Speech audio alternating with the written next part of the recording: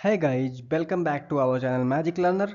और आज हम पढ़ेंगे न्यूक्लियर रेडिएशन और इससे रिलेटेड डेंजर क्या हैं और प्रोटेक्शन मेजर्स क्या क्या हैं, क्योंकि ये बहुत ही बड़ा इनविजिबल थ्रेट है आने वाले टाइम में।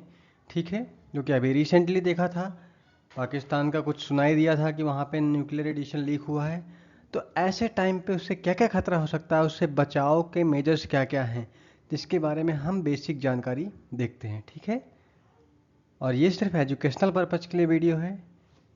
ठीक है, आगे देखते हैं फिर कि न्यूक्लियर रेडिएशन है क्या। जनरली होता क्या है, कोई भी अनस्टेबल एटॉमिक न्यूक्लियाई है, ठीक है, उससे जो एनर्जी निकलती है, मान लो दो टाइप की होती है। एक न्यूक्लियर फिशन होता है, एक होता है न्यूक्लियर फ्यूजन।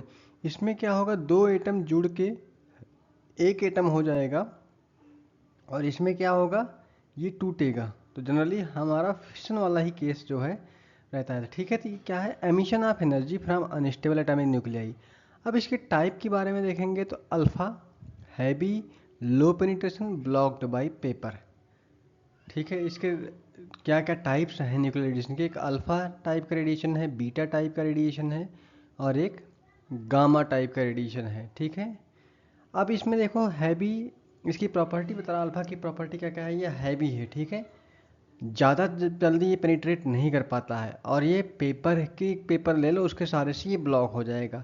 बीटा में देखेंगे ये बहुत हल्का होता है, इसके पेनिट्रेशन मतलब जो भेदन क्षमता होती है वो कम होती है। ये किसी मेटल द्वारा ब्लॉक किया जा सकता है। ठीक है, अल्फा जो है पेपर द्वारा, बीटा जो है मेटल द्वारा। ये तो कभी बताएगा किस टाइप का रेडिएशन जो है, न्यूक्लियर रेडिएशन जो है किस टाइप का है अभी। और गामा की बात करते हैं तो इसमें हाई एनर्जी वेव्स रहती हैं, तो इसमें लेड या कंक्रीट ब्लॉक्स रहते हैं, लेड या कंक्रीट, इनको इसको ब्लॉक करने के लिए। तो ठीक है, तो ये था न्यूक्लियर रेडिएशन, यानी कि किसी भी अनस्टेबल एटॉमिक न्यूक्लियाई से हैवी एनर्जी का जो फ्लो होगा वो है न्यूक्लियर रेडिएशन। तीन टाइप के, अल्फा बीटा गामा। अल्फा में हैवी, लो पेनिट्रेशन, जिसको पेपर से ब्लॉक कर सकते हैं। बीटा में करेंगे लाइटर या मॉडरेट पेनिट्रेशन, जिसको मेटल से ब्लॉक कर सकते हैं। और गामा में हाई एनर्जी वेव्स होती हैं, जिसके लिए लेड या कंक्रीट का हमको चाहिए उसको ब्लॉक करने के लिए। ठीक है, अब सोर्स क्या क्या है, नेचुरल सोर्सेस में आएंगे जिनका कॉस्मिक रे हो गया, रेडॉन गैस हो गया, और रेडियो एक्टिव मिनरल्स हो गया। पूरे डी ब्लॉक एलिमेंट में हमारा ये रेडियो एक्टिव एलिमेंट भरे पड़े हैं। और आर्टिफिशियल सोर्स, यानी कि ये होता आर्टिफिशियल, यानी कि man made source. Man made source में देखेंगे तो इसमें क्या आएगा, कोई भी न्यूक्लियर रिएक्टर हो, ठीक है, जहाँ न्यूक्लियर रिएक्टर हो, एक्सरे से कुछ है, radiotherapy, nuclear weapons. Nuclear weapons में जनरली एटॉमिक बॉम्ब्स वगैरह आते हैं। ठीक है, एटॉमिक बॉम्ब्स। अब देखते हैं कि दो टाइप का सोर्स हो गया, एक नेचुरल सोर्स हो गया, एक आर्टिफिशियल सोर्स हो गया। नेचुरल सोर्स उतना ज़्यादा प्रॉब्लम क्रिएट नहीं करता है, क्योंकि ऑलमोस्ट ये मिलता ही रहता है। ठीक है, और रही बात आर्टिफिशियल सोर्स में, सब न्यूक्लियर रिएक्टर भी अगर वो मतलब पैक्ड है तो कोई दिक्कत नहीं होगी। बट ये जैसे न्यूक्लियर वेपन टाइप के हैं, तो ये देखा था हिरोशिमा और नागासाकी पे इसका कितना ज़्यादा इफेक्ट हुआ था। ठीक है, 6 अगस्त और 9 अगस्त 1945 में जब हिरोशिमा और नागासाकी पर बॉम्ब गिराया था तो कितना ज़्यादा इफेक्ट हुआ था। ठीक है, आगे देखते हैं कि इसकी यूनिट्स क्या की हैं। जनरली इसका यूनिट्स होता है बैकरल। बैकरल यानी क्या है, रेडियो एक्टिव डिके। ठीक है, किस हिसाब से कोई भी मेटल जो है उसका पतन हो रहा है। ठीक है, तो उसको कहते हैं रेडियो एक्टिव डिके। पहली चीज़, पहली यूनिट होगी। दूसरी यूनिट है ग्रे, यानी उसको कहते हैं एब्जॉर्ब डोज। ठीक है, और तीसरा है सीवर्ट। सीवर्ट बहुत सुनने को मिलेगा, क्योंकि इसका सीवर्ट का जब बायोलॉजिकल इफेक्ट होता है तो वहाँ पर नापते हैं कितना सीवर्ट है। जैसे हमारा चेस्ट का जब एक्सरे लेते हैं तो 0.1, ठीक है, मिली सीवर्ट हो गया। ठीक है, एनुअल बैकग्राउंड में इक्विवेलेंट तो 3। ठीक है, जबकि लीडल डोज ये जनरली एटॉमिक बॉम्ब वगैरह प्रोड्यूस करते हैं। ठीक है, एटॉमिक बॉम्ब वगैरह में लीडल डोज 4 से 5000 मिली सीवर्ट। ठीक है, आगे देखते हैं बायोलॉजिकल इफेक्ट ऑफ रेडिएशन। इससे होगा क्या, बायोलॉजिकल इफेक्ट क्या क्या है रेडिएशन के। अगर शॉर्ट टर्म में देखेंगे, शॉर्ट टर्म हाई डोज कह रहा है कि भैया होगा तो ये मतलब कि बहुत कम समय के लिए, लेकिन जो है डोज इसकी बहुत ज़्यादा हो जाती है। ठीक है, जैसे देखो आपको नौजिया हो जाएगा, ठीक है, वोमिटिंग हो जाएगा, उल्टी हो रही है, ठीक है, बर्न हो गया मतलब जल गए हो, इवन डेथ तक हो सकती है। अब ये देखो शॉर्ट टर्म इफेक्ट इसका ये हो गया कि भैया नौजिया हो गया, फिर मतलब कि वोमिटिंग होने लगी, आदमी जल गया, या मतलब उसके बाद डेथ हो गई आदमी की, ठीक है। अब देखो इसका लॉन्ग टर्म इफेक्ट भी रहता है लो डोज के, जैसे देखो कि हिरोशिमा और नागासाकी में देखो तो वहाँ भी बच्चे अभी भी दिव्यांग टाइप के पैदा होते हैं कुछ हद तक, बहुत कुछ ट्रीटमेंट हुआ वहाँ पे। अब देखो सबसे लॉन्ग टर्म में इसका इफेक्ट देखो, पहला कारण है कैंसर, फिर डीएनए म्यूटेशन, भाई साहब जीन ही पूरी बदल जाती है, ठीक है, समझ में नहीं आ रहा है, बच्चे पैदा नहीं होते हैं, इनफर्टिलिटी, ठीक है, मतलब कि पावर ही नहीं रह जाएगी कि बेबी को बर्थ दिया जा सके, इम्यून डैमेज, रोग प्रतिरोधक क्षमता पूरी तरीके से नष्ट हो जाती है, तो ये इस पे इफेक्ट है। शॉर्ट टर्म में देखोगे तो नौजिया, वॉमिटिंग, बर्न और डेथ, और लॉन्ग टर्म देखोगे cancer, DNA mutation, infertility, immune damage, ठीक है। आगे देखते हैं। नोटेबल न्यूक्लियर में एक तो चेरनोबिल में हुआ था, ठीक है। चेरनोबिल में देखोगे 1986 में एक रिएक्टर में एक्सप्लोजन हो गया था, और इसका बहुत बड़ा मास एक्सपोजर हुआ था, ठीक है, चेरनोबिल में 1986 में। दूसरा अगर देखेंगे फुकुशिमा में, तो सुनामी कार्ड रिएक्टर मेल्टडाउन 2011 में। फुकुशिमा में क्या हुआ था कि सुनामी आई भैया, उसने एक रिएक्टर को पूरा मेल्ट कर दिया, उससे प्रॉब्लम हो गई थी। और एक है इंसिडेंट 1979 का 3 माइल आइलैंड पे, तो यहाँ पार्शियल डाउन हुआ था, बहुत ही कम रिलीज हुआ था, ठीक है। तो ये था नोटेबल न्यूक्लियर इंसिडेंट। बाकी दो चीज़ तो आपको पता ही है, 6 August 1945 and 9 August 1945 during the world war to.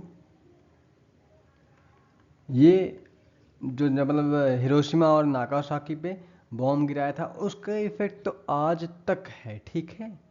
वो मतलब एकदम बिल्कुल लीडल डोज टाइप की था, ठीक है। तो ये था कुछ इंसिडेंट। अब सेफ्टी मेजर्स में देखें हैं भैया, हमको 3 चीज़ याद करके रखनी है सेफ्टी मेजर्स यानी गोल्डन रूल टीम। एक तो हो गया टाइम, ठीक है, रेड्यूस एक्सपोजर ड्यूरेशन। दूसरा हो गया डिस्टेंस, स्टे फार, जहाँ सोर्स हो जितना दूर उससे जा सको जाओ, क्योंकि वो हवा में फैलता है। और सबसे पहली चीज़ टाइम, अगर मान लो आप कहीं पे हो, ठीक है, अब न्यूक्लियर लीक कुछ हो गया, तो वहाँ पे हमको नहीं रहना है, वहाँ से जितना दूर हो सके, तब सेकंड चीज़ हो मतलब कम से कम समय में जितना दूर हो सके उतना दूर निकल जाना है। अब मान लो वहीं ना, तो शील्ड करो खुद को, लेड कंक्रीट या वाटर बैरियर करके हमें खुद को शील्ड कर लेना है। ये 3 गोल्डन रूल हमेशा याद रखना, टाइम, डिस्टेंस और शील्डिंग।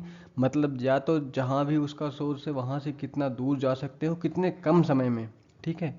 और तीसरी चीज़ है, या तो लेड की कोई दीवार बना लो, कंक्रीट का बना लो, या वाटर बैरियर बना लो, ठीक है, पानी का मतलब बहाव टाइप का, वहाँ कहीं रुको।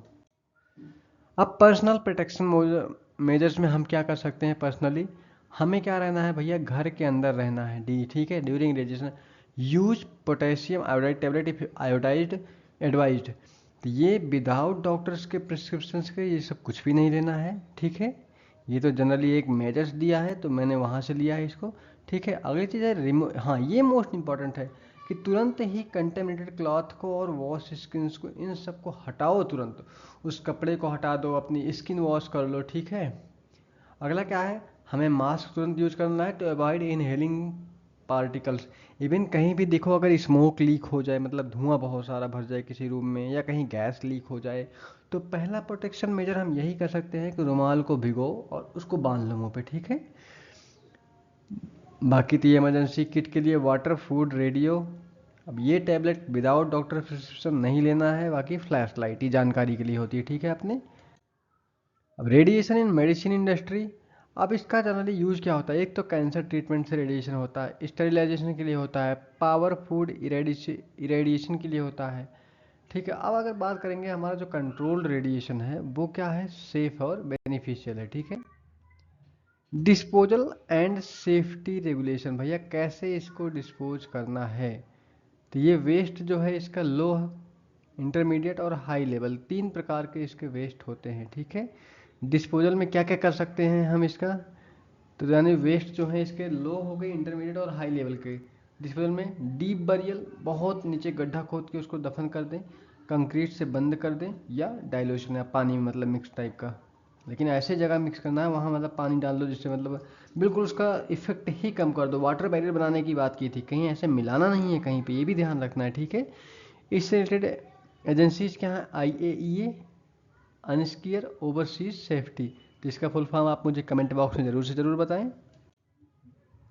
बात करते हैं कंक्लूजन की। तो जनरली देखो क्या है कि रेडिएशन जो है हमारा इनविजिबल है, लेकिन ये बहुत ही डेंजरस है। तो और इसके प्रॉपर हैंडलिंग से सेफ्टी और बेनिफिट्स होता है। Awareness and protocol are the key to protection, ठीक है।